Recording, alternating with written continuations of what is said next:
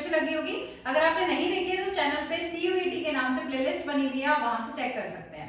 तो स्टार्ट करते हैं। और आज भी मेरा सेम सजेशन है कि आपको वीडियो पॉज करके आंसर्स को टिक करना है और लास्ट में देखना है आउट ऑफ 10 आपका स्कोर क्या बनता है। तो let's start. First question, which of the following oxo acids of chlorine is most acidic. अब ये पी ब्लॉक का एलिमेंट है जो CBSE के सिलेबस से कट हो चुका था। तो अगर आपको आता है तो वेल एंड गुड, आप कर सकते हो। नहीं आता तो मैं आपको बता दूं कि ऑक्सो एसिड्स क्या होते हैं, जिसमें ऑक्सीजन, हाइड्रोजन और एक अदर एलिमेंट प्रेजेंट होता है, जैसे यहाँ क्लोरीन है। अब आपको बताना है कौन सा जो है वो मोस्ट एसिडिक होगा। तो इसका एक शॉर्टकट है, आप क्या करोगे, जो क्लोरीन है सभी की ऑक्सीडेशन स्टेट चेक करोगे, जहां पे आपके मैक्सिमम ऑक्सीडेशन स्टेट आएगी वही आपका मोस्ट एसिडिक होगा। तो आप चेक कर सकते हो यहाँ पे सारे क्लोरीन्स की ऑक्सीडेशन स्टेट, तो आपको पता है मैक्सिमम ऑक्सीडेशन स्टेट आएगी HClO4 की, तो it is the most acidic. ऐसा होता क्यों है, तो आपको पता है एसिड्स क्या करते हैं, H+ को रिलीज करते हैं। तो जब H+ रिलीज होगा तो यहाँ से बनेगा ClO4-, ठीक है। इसी तरह यहाँ से बनेगा ClO2- एंड सो ऑन। तो जो आपका कॉन्जुगेट बेस बना उसमें सबसे ज्यादा स्टेबलाइजेशन यहाँ पर है, 4 ऑक्सीजन है यहाँ पर, और रेजोनेंस स्टेबलाइजेशन जो है वो मैक्सिमम होगा इस केस में, ठीक है। बाकी आपके लिए शॉर्ट ट्रिक है, ऑक्सीडेशन स्टेट फाइंड आउट करो, जहां ऑक्सीडेशन स्टेट ज्यादा है क्लोरीन के केस में वही आपका मोस्ट एसिडिक होगा। Next question, phenol on oxidation with chromic acid gives. ये आपका एनसीईआरटी का क्वेश्चन है। मैं आपको सजेस्ट करती हूँ स्टूडेंट एनसीईआरटी को बहुत अच्छे से करना है, यहाँ पे एनसीईआरटी से क्वेश्चंस पूछे जाते हैं, राइट। तो आपको बताना है फिनॉल का ऑक्सीडेशन अगर क्रोमिक एसिड से करेंगे तो क्या बनेगा। आई होप आपको पता होगा। Option number D is the correct answer, ठीक है। ये आपके एनसीईआरटी में गिवन है कि जब आप फिनॉल की रिएक्शन कराते हो क्रोमिक एसिड से तो क्या बन जाता है आपका बेंजोक्विनोन, ठीक है। एनसीईआरटी की इक्वेशन है। Now moving towards the next question, the compound formed on reaction of propanone with methyl magnesium bromide followed by hydrolysis is। अब आपको मिथाइल मैग्नीशियम ब्रोमाइड यानी समझ आ जाना चाहिए कौन सा है, गिग्नार्ड रिएजेंट। गिग्नार्ड रिएजेंट के लिए आपको चार्ट याद होना चाहिए, मैंने शॉर्ट भी अपलोड कर रखी है, आप देख सकते हो, मैं लिंक डाल दूंगी डिस्क्रिप्शन में कि गिग्नार्ड में क्या ऐड करने से कौन सा ग्रुप बनता है। तो अब आपको पता होना चाहिए अगर हम कीटोन प्लस गिग्नार्ड करते हैं तो क्या बनता है। तो अगर आपको पता है तो आप डायरेक्टली आंसर कर सकते हो, कीटोन प्लस गिग्नार्ड क्या देता है आपको 3 डिग्री अल्कोहल, और 3 डिग्री अल्कोहल आपका सिर्फ एक ही ऑप्शन में, दैट इज बी।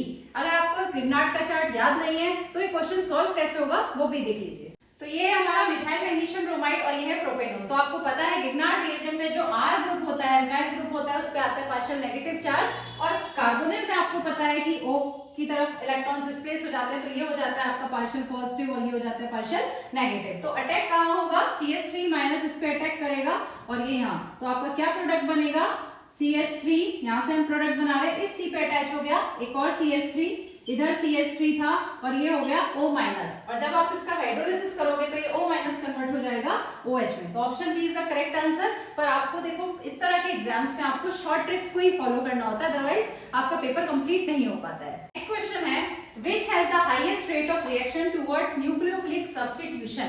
तो न्यूक्लियोफिलिक सब्स्टिट्यूशन किस पे सबसे ज्यादा होगा, न्यूक्लियोफाइल का अटैक कहां पे ज्यादा होगा, जहां पे इलेक्ट्रोफिलिक कैरेक्टर ज्यादा है। यानी न्यूक्लियोफाइल क्या होता है, इलेक्ट्रॉन रिच, तो जहां इलेक्ट्रॉन की कमी सबसे ज्यादा होगी वहां पे अटैक सबसे ज्यादा होगा। तो अब चेक कर लेते हैं, यहाँ सभी में कॉमन है क्लोरोबेंजीन, जो कॉमन है वहां से आंसर नहीं निकलना ऑब्वियसली।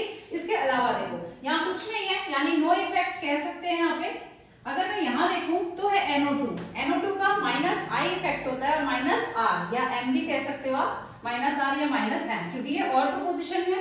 अब यहाँ पर बात करें तो -I तो है बट इट इज मेटा, तो क्या मेटा पे होता है -M या +M, नहीं, तो ऑर्थो और पैरा पे ही होता है। तो यहाँ पे सिर्फ -I है और यहाँ पे है CH3 यानी +I, या फिर आप कह सकते हो हाइपर कॉन्जुगेशन इफेक्ट भी है।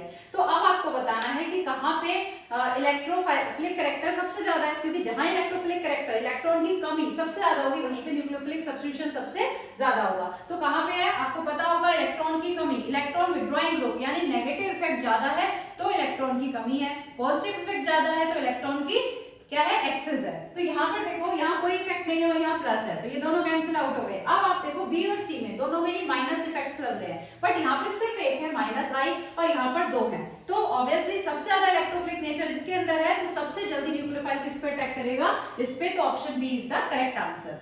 Next 5th question, nucleotides are joined together by, ये आपका बायोमोलिक्यूल्स का क्वेश्चन है। बायोमोलिक्यूल्स में आपने कार्बोहाइड्रेट्स पढ़ते हो, प्रोटीन्स पढ़ते हो, ठीक है, तो न्यूक्लिक एसिड्स पढ़ते हो। तो अब न्यूक्लियोटाइड्स कहां पर प्रेजेंट होते हैं, न्यूक्लिक एसिड्स में। तो ये किससे ज्वाइन होते हैं, डिफरेंट न्यूक्लिक एसिड्स। तो आंसर आपको पता होना चाहिए, फॉस्फोडाइस्टर बॉन्ड। अगर नहीं पता तो थोड़ा सा ब्रीफ में बता देती हूँ। ग्लाइकोसिडिक लिंकेज आपको कहाँ मिलती है? कार्बोहाइड्रेट्स में। ये आपकी होती है कार्बोहाइड्रेट्स में। पेप्टाइड लिंकेज आपकी कहाँ होती है? प्रोटीन्स में। और फॉस्फोडाइस्टर लिंकेज होती है न्यूक्लिक एसिड्स में या न्यूक्लियोटाइड्स को ज्वाइन करने के लिए इसका यूज होता है। तो 5 क्वेश्चन हो गए ऑर्गेनिक के। देखो तीनों में से सबसे ज्यादा ऑर्गेनिक के क्वेश्चन आएंगे क्योंकि आपके सिलेबस ही सबसे ज्यादा ऑर्गेनिक है, सबसे ज्यादा चैप्टर्स ऑर्गेनिक के हैं, ठीक है। तो आपका ऑर्गेनिक सबसे ज्यादा आता है, आपको उसकी प्रैक्टिस सबसे ज्यादा करनी है। Now moving towards physical chemistry. KH value यानी हेनरीज कांस्टेंट की वैल्यू हमें दी है इन 4 गैसेस के लिए और आपसे पूछा है कि सॉल्युबिलिटी का करेक्ट ऑर्डर। तो सबसे पहली बात कि आप इन ऑप्शंस को मत देखो क्या है, आप अपना तरह से ऑर्डर अरेंज करो और फिर मैच करो ऑप्शंस को, और 1 या 2 को करने से आपको पता चल जाएगा। आई थिंक आपको कॉन्सेप्ट तो पता ही होगा कि क्या होता है। केएच यानी हेनरी कांस्टेंट और सॉल्युबिलिटी क्या होते हैं? इनवर्सली प्रोपोर्शनल होते हैं, क्योंकि आपको पता है किसी भी गैस का जो पार्शियल प्रेशर होता है वो किसके इक्वल होता है? Henrys constant into mole fraction, जो रिप्रेजेंट करता है सॉल्युबिलिटी को। तो अगर सॉल्युबिलिटी ज्यादा है, सॉरी, तो अगर KH की वैल्यू ज्यादा है, हेनरी कांस्टेंट ज्यादा है तो सॉल्युबिलिटी कम। तो आपको सिर्फ इतना याद रखना है KH और सॉल्युबिलिटी जो है आपस में क्या होते हैं भाई? Inversely proportional. तो आपको याद रखना है कि KH, तो आपको सिर्फ इतना याद रखना है कि KH और सॉल्युबिलिटी आपस में क्या होते हैं? इनवर्सली प्रोपोर्शनल होते हैं। तो अब आप देखो सबसे ज्यादा KH की वैल्यू कहाँ है? यहाँ पर, यानी आर्गन के लिए। तो आपको पता है अगर KH सबसे ज्यादा है तो सॉल्युबिलिटी सबसे कम होगी आर्गन की, तो सबसे पीछे आ जाएगा आर्गन। तो ये हमारा ऑप्शन नंबर बी और सी में है, यानी ये 2 ऑप्शंस तुम्हारे कट गए। उसके बाद आप देख लो सबसे ज्यादा वैल्यू आप चेक कर लो, सबसे ज्यादा कहाँ होगी? तो KH सबसे कम कहाँ पर है भाई? KH सबसे कम है 3rd, यानी कि HCHO 3rd नंबर पे सबसे कम है, तो इसकी सॉल्युबिलिटी सबसे ज्यादा होगी, यानी सबसे आगे आएगा HCHO। तो आप चेक कर लो, तो बस आपको आंसर मिल गया, B is the correct answer. Next, Which of the following shows negative deviation from Rolle's law? I think कि आपको आना ही चाहिए, ये तो आपको एग्जांपल्स याद होने चाहिए पॉजिटिव डेविएशन और नेगेटिव डेविएशन के। तो अगर आपको याद नहीं है तो मैं डिस्क्रिप्शन में लिंक डाल दूंगी, मैंने इस पे भी एक शॉर्ट बनाई हुई है कि कैसे ट्रिक बता रखी है, आप कैसे बहुत इजीली याद कर सकते हो कौन सा एग्जाम्पल पॉजिटिव डेविएशन का है, कौन सा नेगेटिव डेविएशन का। तो यहाँ पर जिन्होंने वो देखी है मेरी वीडियो उनको पता होगा कि C is the correct answer. Now moving towards inorganic chemistry.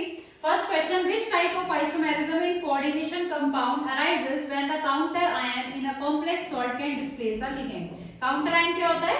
Coordination chemistry, ठीक है। कोऑर्डिनेशन कंपाउंड ये होते हैं जो स्क्वायर ब्रैकेट के अंदर लिखते हैं, और जो बाहर प्रेजेंट होता है सपोज Cl माइनस या कुछ भी हो सकता है, उसको कहते हैं काउंटर आयन, जो इसके चार्ज को बैलेंस करता है। तो कौन सा आइसोमेरिज्म क्रिएट होगा अगर एक्सचेंज होगा किसमें? काउंटर आयन में और एक लिगेंड में, ठीक है। तो the correct answer is ionization isomerism, क्योंकि काउंटर आयन और लिगेंड के बीच में अगर एक्सचेंज होगा तो कौन सा आइसोमेरिज्म क्रिएट होता है? Ionisation isomerism. नेक्स्ट है आपका identify the most stable complex species. तो सबसे स्टेबल कौन सा है? यहाँ आपको 4 ऑप्शंस गिवन है, तो correct answer is C. Why?